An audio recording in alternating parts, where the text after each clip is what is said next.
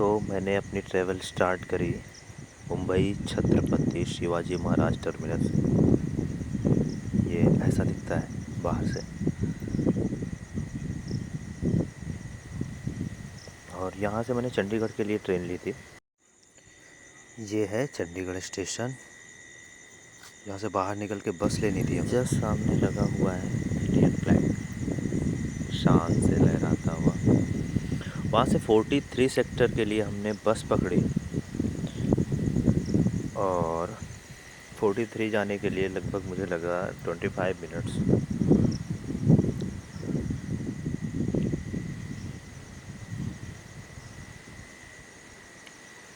ये थी हमारी बस और ये हम पहुंच गए चंडीगढ़ के 43 सेक्टर, जहाँ से हमें बस लेनी थी। यहाँ से हमें रिकॉन्ग पीओ के लिए बस लेनी थी। रिकॉन्ग पीओ वाली बस शाम को 6 बजे निकलती है और एक है 6:30 बजे की। हमने एक एसी रूम लिया 300 का, एक बेड मिला क्योंकि हम जल्दी पहुंच गए थे। ये 6 बजे वाली जो नॉर्मल बस थी, इसका था 780 रुपीज़। ये लिया हमने और लगभग इसका पहुंचने का टाइम था। रिकॉन्ग पीओ के पहले एक स्टॉप है करछम डैम, वहाँ हमें उतरना था। तो मुझे लग रहा है कि 12-14 घंटे का नाइट का सफ़र था। और ये रास्ता था शिमला के आगे का। इस बीच हमारी बस भी थोड़ी देर के लिए रुकी क्योंकि लैंडस्लाइड हुए थे, बारिश बहुत ज़्यादा थी तो हमें बहुत लेट हुआ था। ये हमारी बस उस टाइम पे रुकी हुई थी तो मैं अगल बगल टहल रहा था रास्ते में।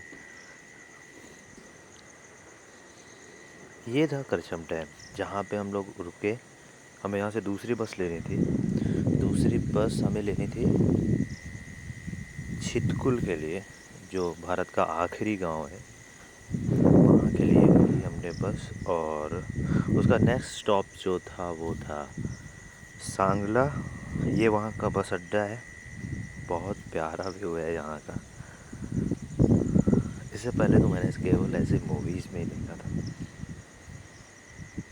बहुत खूबसूरत सफाई, शुद्ध हवा और बहुत प्यारे लोग। ये है हिमाचल की पहचान।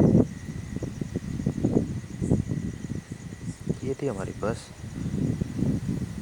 सांगला से बहुत ज़्यादा दूर नहीं है, लेकिन रास्ता इतना ख़तरनाक है कि बहुत ज़्यादा दूर लगता है, बहुत ज़्यादा टाइम लगता है। इसी वजह से रास्ते देखिए, मैंने थोड़ा सा फास्ट किया है जिससे वीडियो बहुत लंबी ना बने। ये हिंदुस्तान की सबसे ख़तरनाक रोड है। मुझे लगता है हिंदुस्तान नहीं, पूरी दुनिया की सबसे ख़तरनाक रोड होगी। बगल में 100-100 फीट गहरे गड्ढे हैं और ऐसी रोड्स। थोड़ा सा स्लो मो भी डाला है मैंने। बगल से जो ये बसपा नदी बह रही है, ये तिब्बत से आती है इंडिया में। और ये है व्यू, जिस व्यू के लिए मैं मुंबई से निकला था।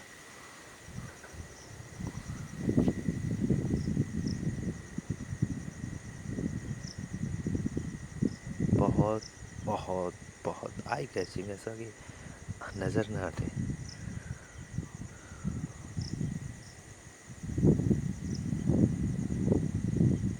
रास्ते इतने खूबसूरत थे, इतने खूबसूरत थे, ये तो लग ही नहीं रहा था कि पता नहीं कैसा होगा, क्योंकि पूरी ट्रेवल का पैसा रास्तों से ही वसूल हो गया था।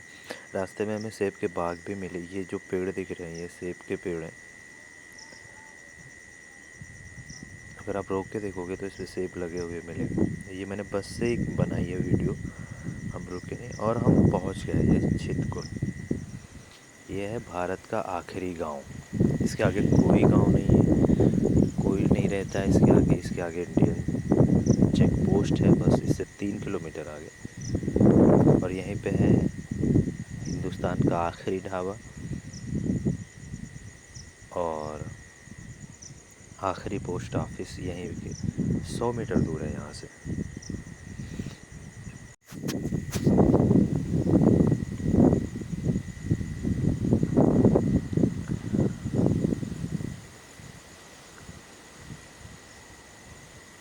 और ये हम आखिरी ढाबे पे जाते हुए,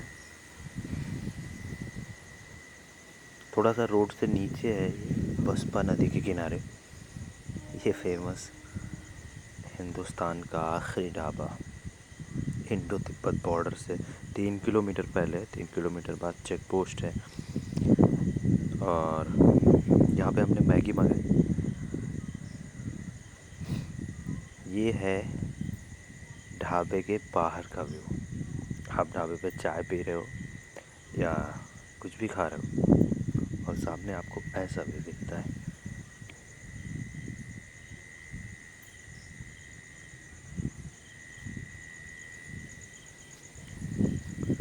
बादल, पहाड़, हरियाली, यही थी। यहाँ की चाय बहुत अच्छी है और उसके साथ में मैगी भी बहुत अच्छी थी। यहाँ का जो म्यूज़िक है बहुत बहुत प्यारा था। फ़ोटोज़ भी हमने खिंचवाई पोस्ट ऑफिस और ढाबे के आसपास, काफ़ी सारी फ़ोटोज़। ये अट्रैक्शन था जिसकी वजह से हमने ये ट्रिप प्लान की थी। और इसके बाद हम निकले बसपा नदी के लिए, थोड़ा सा गांव से नीचे की तरफ। ये टेंट हाउस है और इसी के बगल में जोस्टेल था।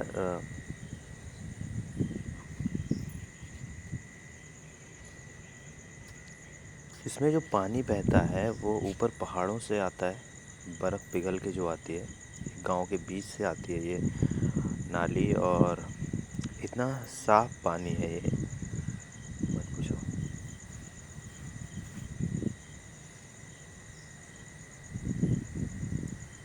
ये छोटा सा गांव है लेकिन इन लोगों ने सफाई बहुत अच्छे तरीके से इस गांव की है। गंदगी आपको नहीं दिखेगी कहीं पे भी। रास्ते, घर, कहीं पे भी, नदी किनारे एक प्लास्टिक की बोतल आपको नहीं मिलेगी।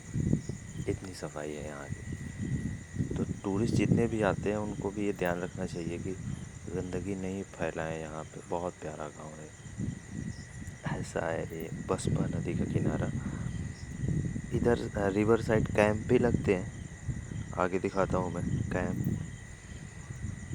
और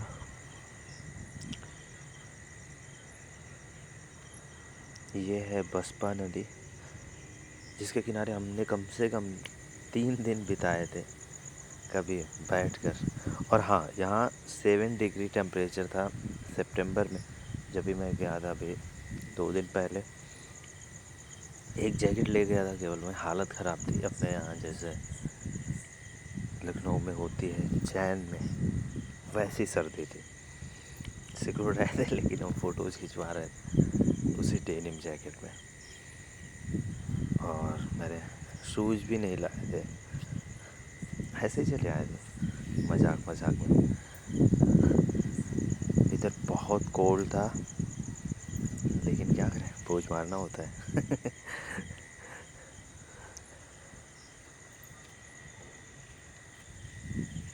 पानी इस नदी का बहुत साफ़ है। ये तिब्बत से आती है नदी और आगे सीधे हिमाचल में जाती है। इसी नदी के किनारे कैंप लगते हैं जो आपको सारी सुविधाएं देते हैं, जिसमें खाना हो गया और रहने की बहुत अच्छी व्यवस्था होती है इसके अंदर। अभी इसके अंदर चल के मैं दिखाता हूँ। ऑमलेट यहाँ का बहुत फेमस था, हमने वो ऑर्डर किया। 120 रुपीज़ का था शायद। और इस सीनरी के साथ बैठ के खाना एक अलग बात होती है, उसके लिए 500 भी कम है। ये है वहाँ का रिवर कैंप। पर पर्सन के हिसाब से यहाँ का विदाउट मील है 1500। अगर आप 2 लोग आते हो तो आपके लिए 3000 होगा।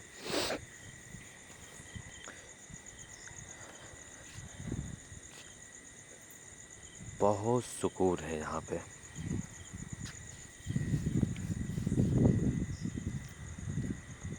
और ये था कैंप।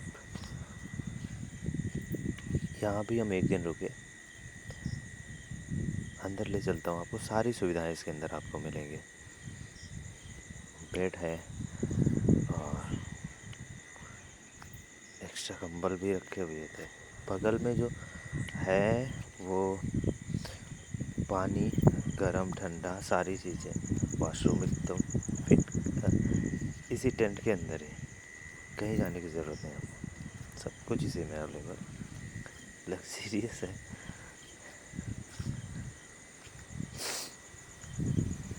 इसके बाद हम लोग वापस आ गए थे और ये था हमारा आखिरी मील वहाँ का, छेतकुल का।